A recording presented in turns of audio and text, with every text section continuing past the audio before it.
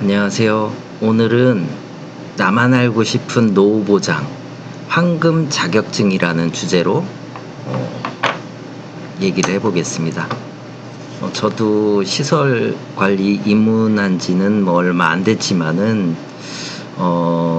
저도 관련 자격증을 준비했고 또 입문해 있는 사람이기 때문에 시설관리 입문자를 위한 입문을 준비하고 있는 분들에 대해서 많은 도움이 되지 않을까 싶어서 말씀드립니다.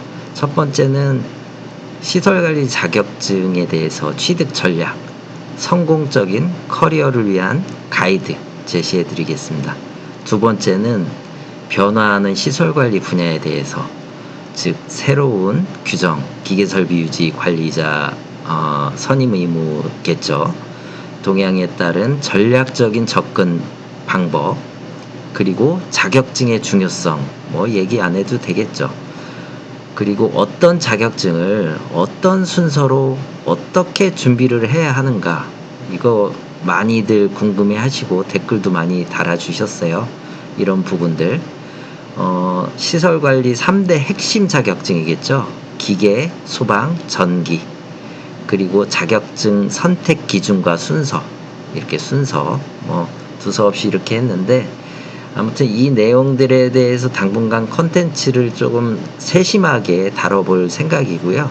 오늘은 이런 황금 자격증에 대해서 황금 자격증 주제를 가지고 시설관리 입문자를 위한 Q&A, 많은 질문과 답변이 있었던 질의응답 내용 5가지를 선별해서 한번 말씀드릴까 합니다.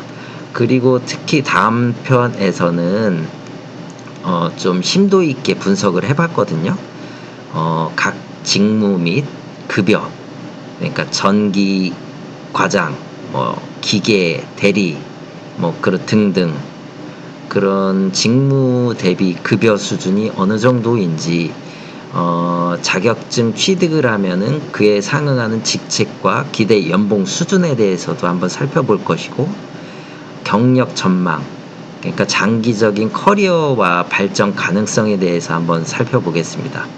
그리고 취득 난이도, 각 자격에 대한 취득 난이도와 준비 기간에 대해서 심도 있게 이것도 분석을 해봤어요. 그리고 실무 활용도, 현장에서 실질적인 가치와 적용 범위, 이건 많이 부정적이긴 하지만은 아무튼 한번 다뤄보겠습니다. 그리고 또 제일 중요하죠. 2026년 이후에 법규와 시장 변화에 따른 유망성, 판도가 조금 현재까지는 전기가 완탑이었었는데 앞으로 어떻게 될지 한번 살펴보는 시간으로 다음 편 예고를 해보겠습니다. 구독과 좋아요 하시면은 다음 편 빨리 받아보실 수 있겠죠. 시설관리 입문자를 위한 Q&A 질의응답 5가지입니다. 그 중에 첫 번째, 시설관리란 구체적으로 어떤 일을 하는 분야인가요? 네, 간단히 말해서 건물과 그 안의 모든 시설이 최적의 상태로 운영되도록 관리하는 모든 활동을 말합니다. 주요 업무는 이렇게 4가지 정도로 구분을 해봤고요. 전기 기계 설비, 소방 안전, 건축, 영선, 에너지 관리, 이렇게 구분을 할 수 있겠는데, 모든 시설 관리가 이런 전 분야를 다 한다라고 보기도 그렇고, 규모에 따라서 자기 관리를 할 수 있겠고 외주를 줄 수도 있겠죠. 아무튼 분야별로 따져보면은 전기 기계 설비 부분에서는 전력 시스템 관리와 냉난방 공조 관리가 있겠습니다. 기계 설비가 멈추지 않도록 점검 및 유지 보수한다. 기계 설비가 멈추지 않으려면 전력망이 또 필요하겠죠. 아무튼 뭔가 연관성은 있습니다. 그리고 소방 안전, 제일 중요하죠. 안전 부분. 그래서 전기 기사와 소방 안전 관리자 1급이 겸직이 안 되죠. 관련 법이 강화가 돼서 소방 안전 분야는 생각하시다시피 소화기, 감지기 등 소방시설을 법규에 맞게 관리하고 비상 상황에 대비한 안전계획을 수립하고 실시합니다. 건축과 영선 파트를 말씀드릴 수 있겠어요. 규모가 좀 큰 부분, 큰 대단위, 3,000세대 이상 아파트에서는 건축 과장 포지션을 따로 뽑더라고요. 아무튼 건물의 벽, 바닥, 지붕, 구조물을 보수하고 쾌적한 환경을 유지합니다. 에너지 관리, 건물의 에너지 사용량을 모니터링하고 효율을 높여 비용을 절감합니다. 이거는 비용을 절감하는 부분이라서 많이 중요시 되진 않고 있지만은 앞으로는 조금씩 비중을 많이 차지할 걸로 생각됩니다. 두 번째, 비전공자나 경력이 전혀 없는 초보자도 시설관리 분야에 진입할 수 있나요? 어떻게 시작해야 될까요? 네, 충분히 가능합니다. 그리고 실제 많은 분들이, 저도 마찬가지죠. 비전공자로 시작합니다. 아무 기술 없이 시작합니다. 저도. 가장 일반적인 시작 방법 한번 말씀드려 보겠습니다. 첫 번째는 진입장벽이 낮은 자격증을 먼저 취득하는 겁니다.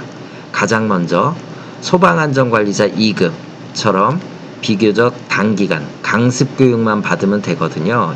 일주일이 안 되는 걸로 알고 있어요. 40시간인지 그럴 건데 40시간 이후 70점 커트라인으로 자격증을 딸 수가 있습니다. 예전에는 퍼주다시피 했다고 하는데 저도 이거 3번 떨어졌어요. 창피하지만은. 아무튼 교재도 아무것도 없이 인터넷에서 자료만 받아보고 그거 갖고 보려고 했더니 도저히 할 수가 없더라고요. 그래서 10,000원짜리 책 하나 사서 보고 붙었네요. 이거 그동안 바보짓 했네요. 몇 번 왔다 갔다 하고 응시료 날리고 시간 아깝고. 여러분 요거 단기간에 강습 교육하고 책 하나 사세요. 책 하나 사셔갖고 한번 보시면은 취득하기 쉬우실 겁니다. 그리고 예전에 60점 커트라인이었는데 3번 떨어진 게 다 65점대에서 왔다 갔다 했어요. 그 정도는 저같이 멍청이도 받을 수가 있는데 그 이상 몇 점은 넘기기가 좀 힘들더라고요. 그러니까 기출 같은 거 문제를 보면은 단번에 넘어갈 수가 있을 것 같습니다. 하여튼 그렇게 진행하시면은 이 자격증 하나만으로도 취업할 수 있는 곳이 광범위합니다. 물론 없어도 취직은 가능하세요. 근데 있으면 유익하겠죠. 유익한데 굳이 준비하시면 더 좋겠죠. 그리고 작은 현장에서 경험 쌓기. 처음부터 대형 빌딩보다는 일반 상가, 오피스텔, 소규모의 빌딩 등에서 경험을 시작하는 것이 좋습니다. 선배들에게 배우며 전기, 기계, 소방 등 다양한 실무를 접할 수 있습니다. 그렇습니다. 선배, 동료를 어떻게 만나느냐에 따라서 배우는 양과 질이 많이 틀려질 것이겠죠. 그렇다고 엄청난 기술을 배울 건 아닐 것 같아요. 왜냐면은 상가, 오피스텔, 소규모 빌딩에서 시설 관리자가 할 일들이 엄청난 거 하진 않을 거 아니에요. 그렇기 때문에 많은 기술을 요하는 게 아니고 기본적인 손기술 정도 배우시면은 충분할 것 같고, 무엇보다도 시설 관리 분야의 구조, 조직 구조와 섭리 정도 실상을 한번 파악해보는 그런 자리를 가지면은 좋겠죠.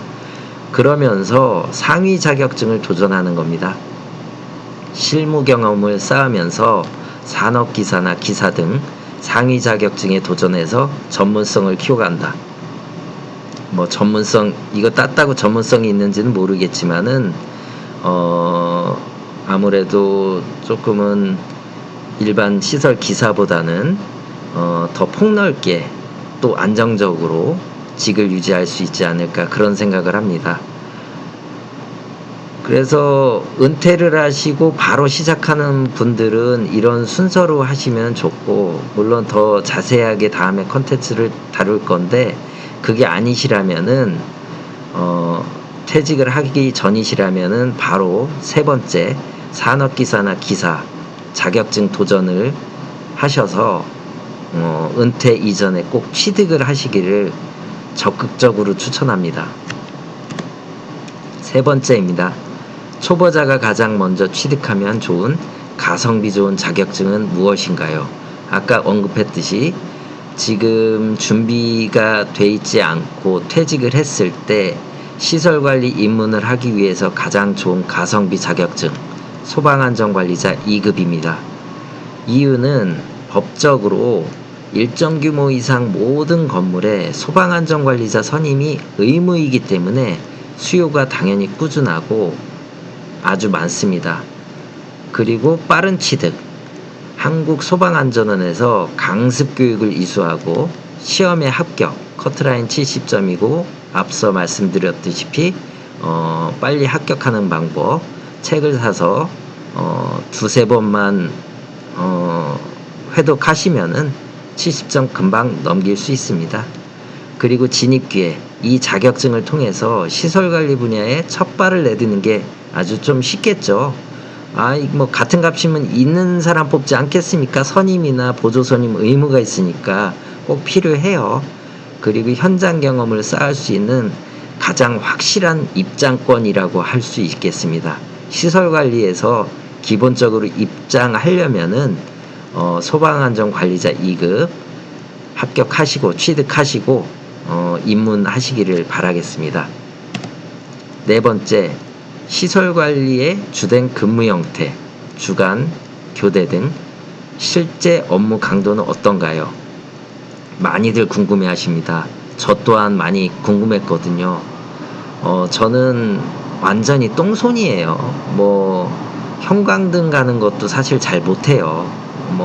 잘 못하는 수준인데 아무튼 설명해 드려 볼게요. 근무 형태는 근무지의 규모와 특성에 따라 달라집니다. 교대 근무, 여러 가지 형태가 있습니다. 주당비, 주주, 야야, 비비 등 병원, 호텔, 대형 쇼핑몰, 공장처럼 24시간 운영이 필요한 곳에서 흔하죠. 그리고 정해진 스케줄에 따라서 근무하고 야간 근무가 포함돼서 신체적으로 다소 힘들 수 있습니다. 하지만 평일에 휴무가 가능하다는 것이 장점일 수도 있죠. 제가 지금 6개월 정도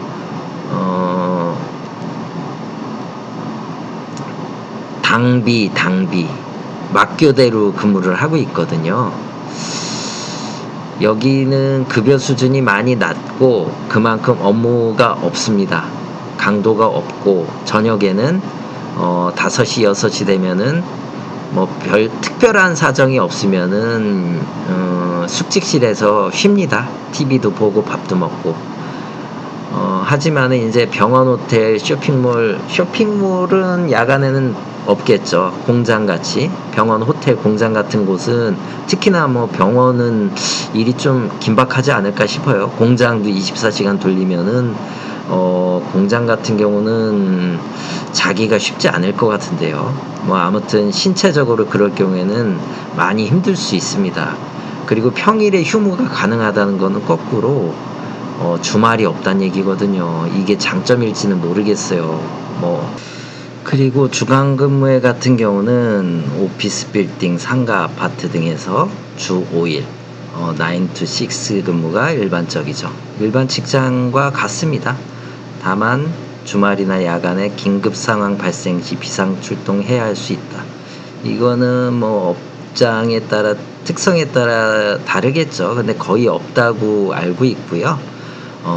일반 직장과 다른 거는 칼퇴입니다. 칼퇴. 9시 근데 현실적으로는 9시 딱 해서 오진 않는다고 하더라고요. 좀 여유 있게. 그거는 서로 에티켓이니까 근무하는 기본 자세니까요. 그리고 우리가 이 나이 먹고 굳이 9시 딱 돼서 출근했다가 6시 딱 돼서 무조건 나가고 뭐 그거 아니잖아요. 뭐 아무튼 편하게 근무할 수 있다. 그리고 업무 강도는 평온함과 긴급함이 공존한다.